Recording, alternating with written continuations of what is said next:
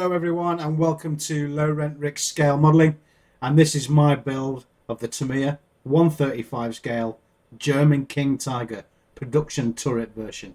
I've been looking forward to this build for a very long time. I picked up this model at Chester Models. If you're around Chester, it's worth having a look. A really good model shop, really good selection. As we've all come to expect from Tamiya, the model's in absolutely brilliant condition. There is no initial problems, no flash.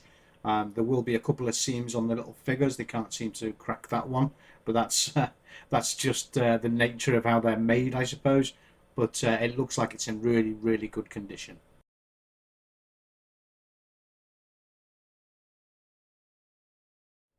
The tracks are single piece, and it says they can be painted and glued. So we'll see how they get on later on. There is almost no stretch in these, so that may be a problem, as I like to sort of build the hull and the wheels and then stretch the tracks over them. But I'll see how I get on with that later on. But they are very, very strong, and I'm hoping to see that they take on the gunmetal Vallejo metallic quite well.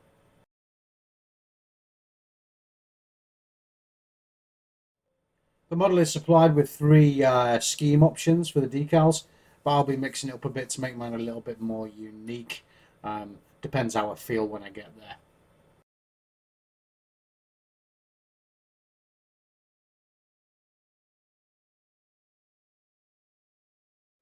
Now my first job will be lower hull assembly with the wheel suspension arms. Get those into the right place and get the lower hull ready for painting. I like to do it this way so that you haven't got any parts where the airbrush can't get in. It makes it a little less awkward for getting a nice uniform colour, and also gives you a good start to the model when you've got a good foundation and a good base.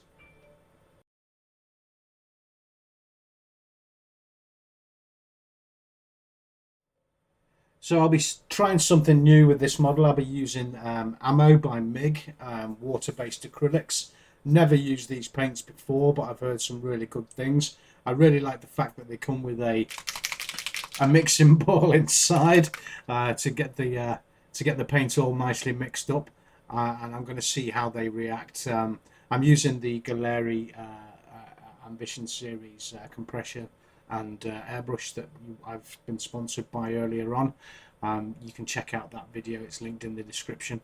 But I'm looking forward to using these paints. I'm a big fan of Vallejo. I don't think I'll ever move away from Vallejo because they do exactly what I want them to do.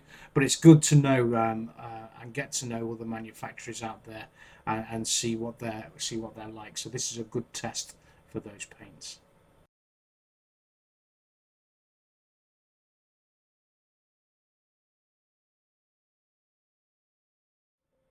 So the paints have been watered down slightly with a bit of distilled water and a couple of drops of Vallejo airbrush flow improver, and I have to say they go on wonderfully well. What I do notice as I'm using them is the colour does darken down slightly. So this is a very sandy colour when wet. As it goes on, it's quite light, but as it dries off, as you can see here in the time lapse, the paint does darken down quite a bit. Which is always handy to know that the representation of the paint in the bottle isn't always what you're going to get as a finished product.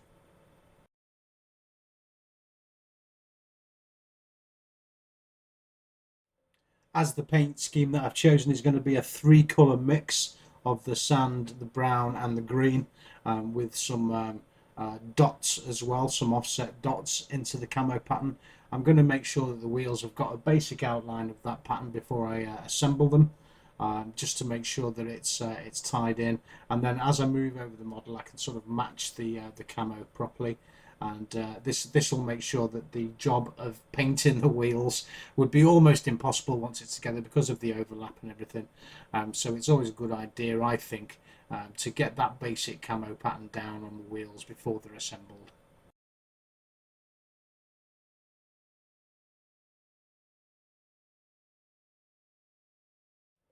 Now, love it or hate it, the wheels is always a big job. And if you can find anything to make your life a little bit easier, then please do that. Um, what I'm going to do is I'm going to assemble the drive wheels and idle wheels first, and then I'm going to assemble the road wheels, and then I'm going to paint in the rubber, the road bearing surface rubber.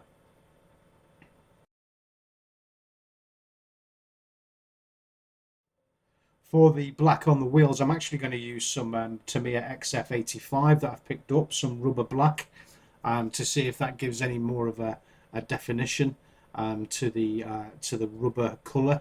And I'm going to use the airbrush empty just to dry it off in between. So this method here, just sticking them on the shaft of a paintbrush and turning them around and drying. It's quite laborious, but it's one way to do it. And what I did notice in the tips and tricks booklet that I on one of the Tamiya tanks that I've built, it did say to actually mount the road wheels on the suspension arms and then paint them by turning. So as I'm doing this, I'm already formulating that idea of doing that. So I'm going to do a couple, and then I'm going to switch it up and try that method after I have my sandwich.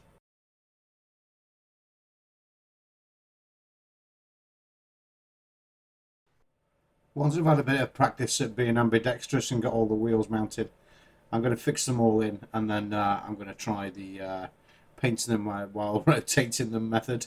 I can already see there's going to be an issue with a bit of the accuracy to get the black rims just right.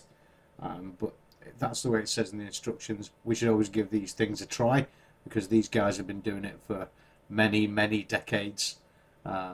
Although they're not always right, it's always what works for you. And I found that doing it this way was kind of it was better in one way, that it was easier to do like a quarter of the wheel, and then spin it and get a little bit more going, and using the edge of the brush trying to get the accuracy on the rim. But I think the way I was doing it before is a little bit better.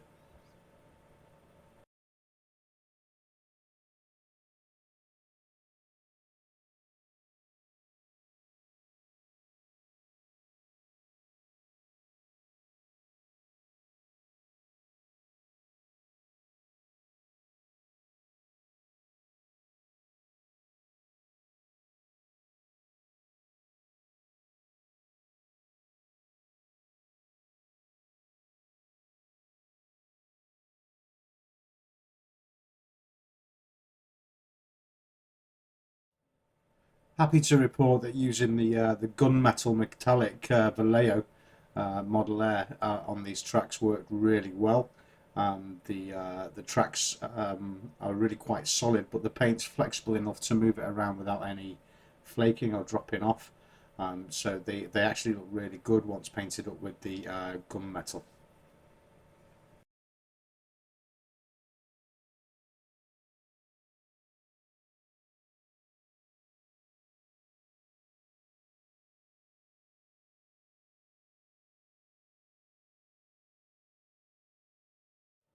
Now, it might seem a bit counterintuitive to some, having some parts of the model painted and then the hatches and sides going on like this and then carrying on with the painting. But it's just the way I do it to make sure that the pattern lines up properly. It's very difficult to get a camo pattern to line up on the sprue. So I do it this way really so that everything really lines up so I can get those stripes just where I want them.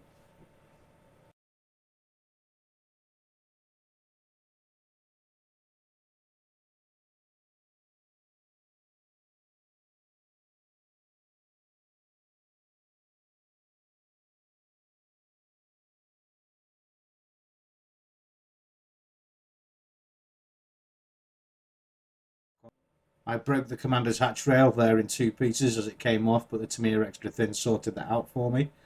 So now I'm going to make sure I've got all the lines of the camo correct by putting the three layers down with the base sand layer and then the brown and then the green. Once all that's done, I've got a really long job ahead of me of the dots, the dot camouflage pattern that I've chosen. I think it's going to look absolutely fantastic.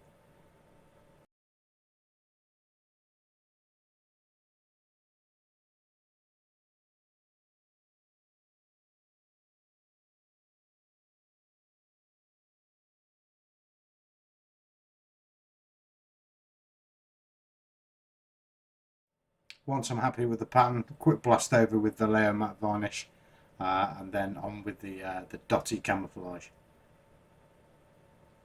Now to apply all these dots, basically choose a colour that you're going to start with. So if I'm going to start with the brown, then the brown goes on the green and the sand, and then the green goes on the brown and the sand, and the sand goes on the brown and the green. So this whole method took, I think, about 2 hours to get all this in. So God bless the time lapse. Not that anybody would ever watch one of my videos, I think, in real time. If you're going to sit there and watch an 11-hour build, then you're a stronger person than I am. Although I would make a few pennies off it, I just don't think it's something that somebody would watch. If you think any different, please do let me know in the comments, and I'll start releasing the builds in real time.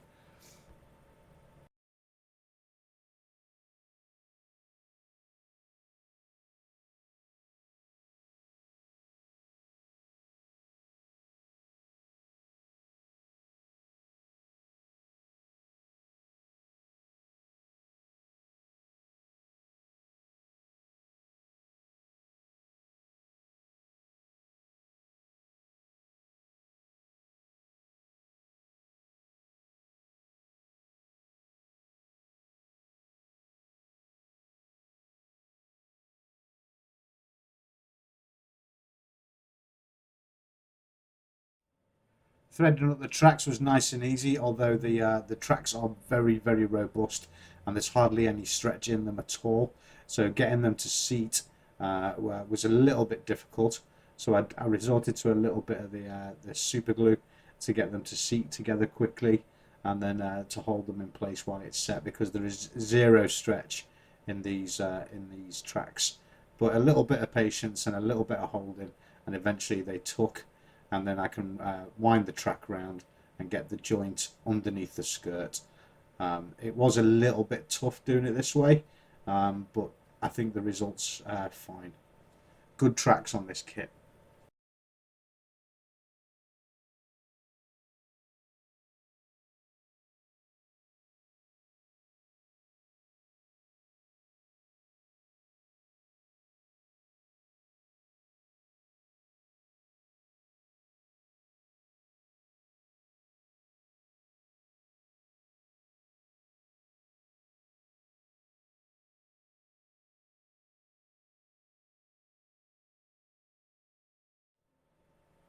Little lesson to be learnt here. I've painted up all the track links that go on the side, so the spare tracks, and there's sort of a top piece and a hinge that hinge together. Off I went, cut them all out and glued them all together, and discovered I only really need half of them. So probably a little bit of wasted effort, but at least I've got a few spare track links now knocking about in my spares box.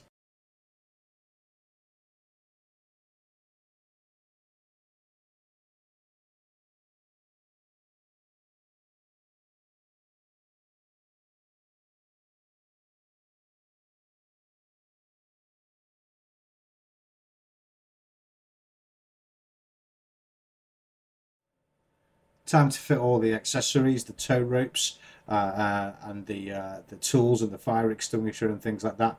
And this is where the model really starts to come together. It starts to take on some depth and a little bit of realism. These things are quite easy to fit. Again, I've used the Vallejo metallic, the gunmetal, and I've dusted over with a little tiny bit of the Vallejo silver just to give that thing a little bit more depth.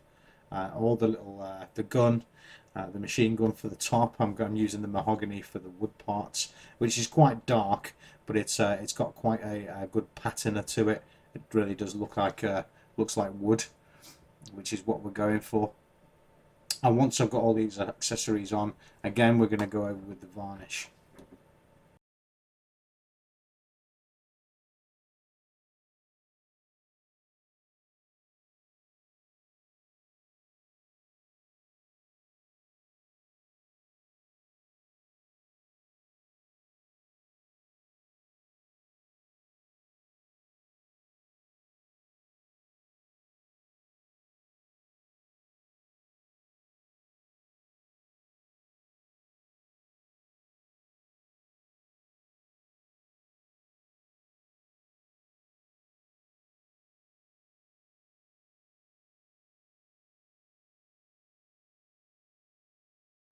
Time to get the tank commander done. Now these figures always need a little bit of fettling to get rid of the seams on them. As good as the models are, I think because of the way these are set, they always end up with a little bit of a seam down the sides of them, but it's no trouble just to tidy them up. And although we'll only see them from the waist up, so much of the stuff we do for the models is hidden and people will never see again. And because he's had a little bit of spray, just make sure to rough up the edges of the shoulder joints where you're going to glue together. And it's always worth just offering him up and getting a feel for where he's going to line up, so you don't get his arms out of place, so he can stand there with his hands on the rail, and he looks like he's not waving his arms in the air. So just offer him up and then have a quick look at where the arms are going to go, at what position. So painting figures is something I've really been working on. It's something I really want to get good at. I think it can really pull the model together, using a bit of creative license with the colours. But again, I'm a great fan of you bought the model, you paid for it, so you paint it however you want to. But I'm really keen to start learning how to get these faces right. I'm not quite there yet. In fact, not quite there is being a bit generous. I'm a million miles away from where I should be. But I do enjoy getting a figure with a model, and it's a real letdown when you don't get one with it. Some of the pilots have started disappearing in some of the aircraft kits that I get, and I do think that it just adds that extra dimension to your model.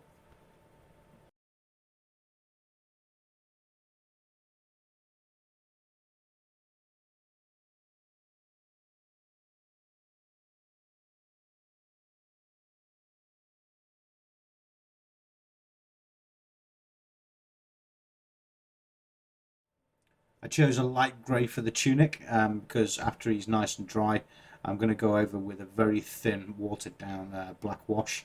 There we go, just to get that look of material. I do like using the black wash on a light background, especially on something that's fabric.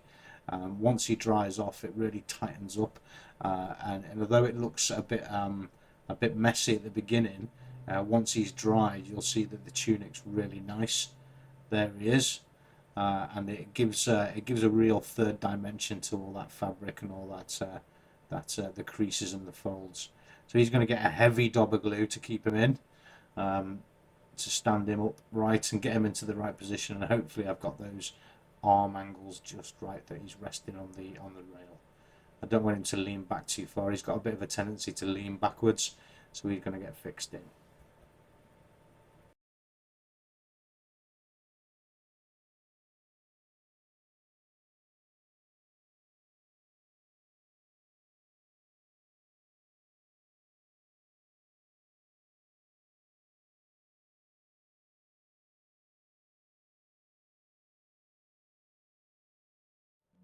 Now I'm going to take the shine off it by going over with some Vallejo matte varnish, and because of the beauty of the time lapse, you'll see the model start to dull down. As you can see there, the shine is just disappearing very slowly from it as I go over with the matte varnish, and it really does help. It looks fantastic in real life. The camera's doing a good job of picking up that transition from gloss to matte as well. So there's a little pattern there for the vents. So what I've done is I've cut them basically by cutting straight through the paper and get the vents on the back just to finish that little bit off. They do glue down. It's a little bit tough. The model comes with some double-sided tape that you should cut into strips, but I kind of like to use adhesive rather than tape.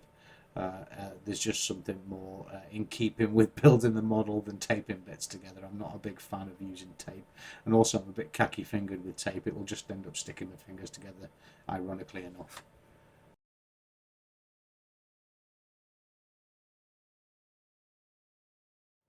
The decal time, I'm going to get a bit creative with the decals. I like the sort of pattern. There's like a charging knight, which is going to go on there with the number 233 and the iron cross too. I know it's not an accurate representation, but I'm being a bit creative because I like the look of it.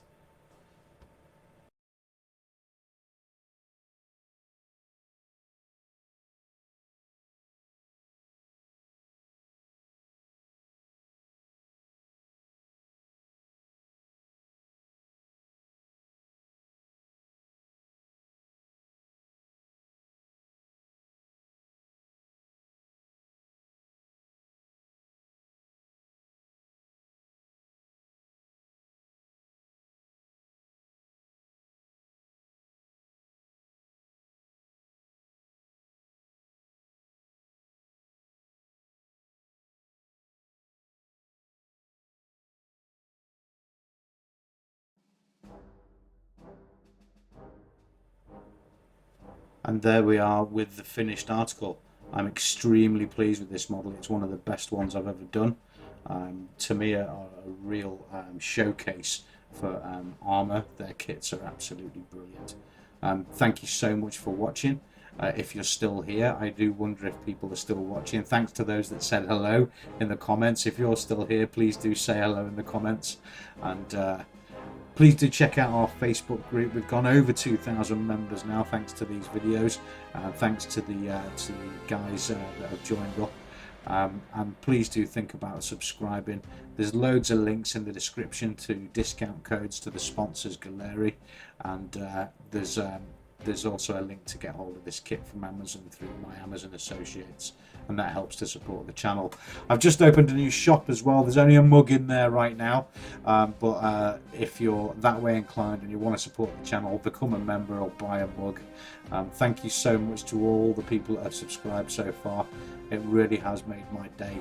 The channel's going from strength to strength. We're rapidly approaching 12,000. Thank you everyone. Please join me for the next build. I've got some really good vintage stuff coming up soon. Some commission work, some 60s and 70s kits. So I'll see you soon. Bye bye.